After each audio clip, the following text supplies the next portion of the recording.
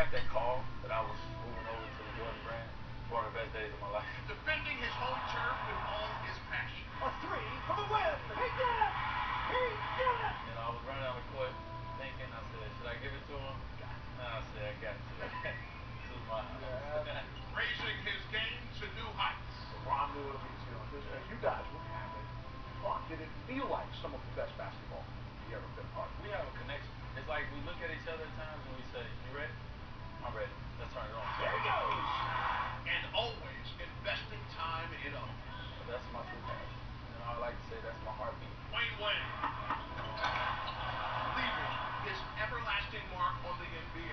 I want them to say he gave his all every night, that he loved the game, and he didn't leave anything to chance. Here's Wade from just inside half court. Got it!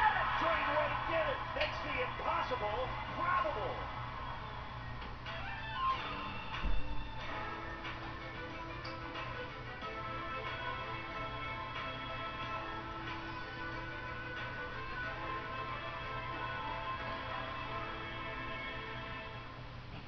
Welcome to Inside the Heat. I am Jason Jackson.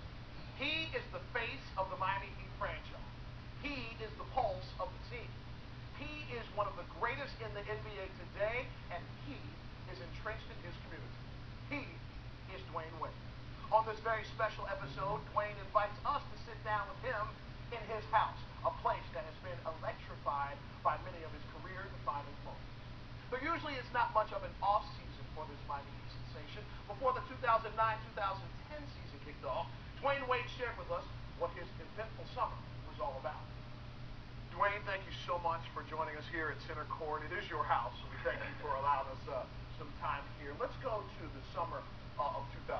You had a very, very busy summer. We'll start off with your trip to the White House. Of course, we were alongside when you went for the championship after the 2006 victory.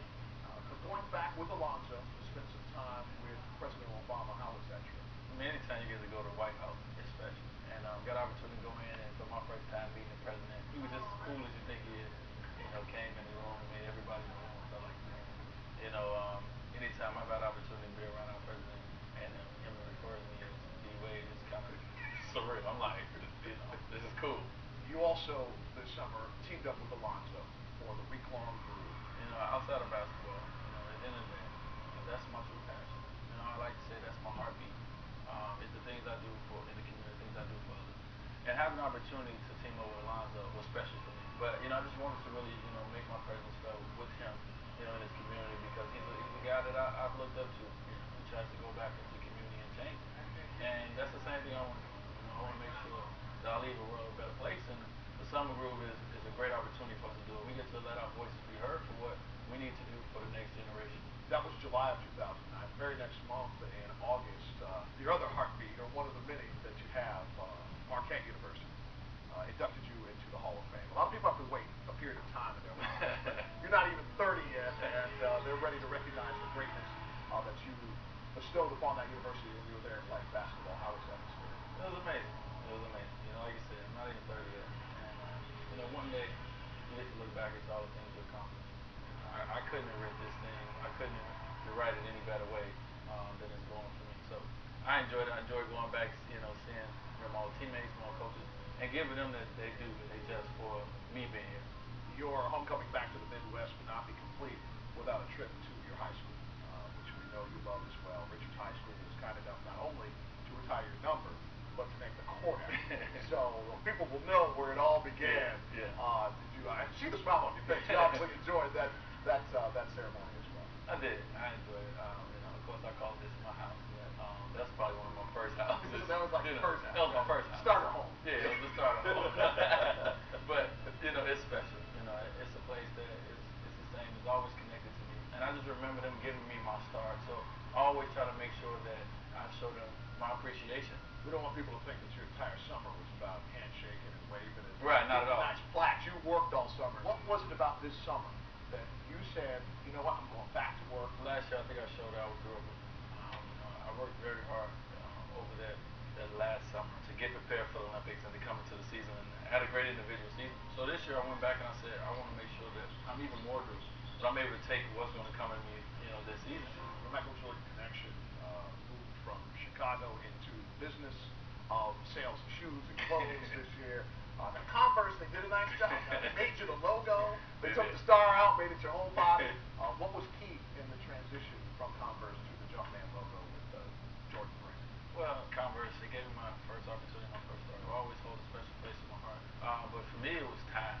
You know, when I got that call, that said that I was moving over to the Jordan brand, it's one of the best days of my life. And then I got opportunity to give a sneak peek on Twitter that I had some big news coming.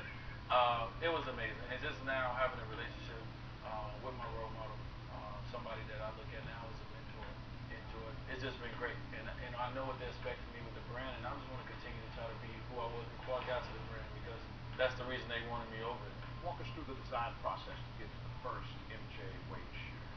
Well, actually, I mean, the interesting thing about that is it was the 25th year. Of course, you know, they want to make a big splash and a big bang with Michael Jordan already. And now with me coming up to the brand, they thought, you know what, Michael has a lot of trust and belief in me. That's why he wanted me over there.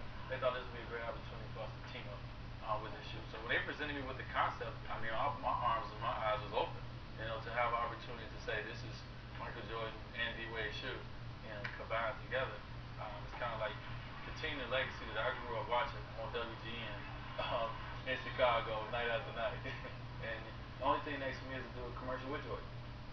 And then I'm good. So Mike, he wants it. Making it plain. You talked about Twitter, and I know you're also on Facebook. What is it about the social networking that you're finding as a star that's connecting you probably even a little bit further than your predecessors? Well, you know, it's kind of cool. You know, you can get a relationship with people and show them like, you know what, we're just like you guys. We just have been blessed with this opportunity to be on TV or to be playing in the NBA, but we're human. You know, we're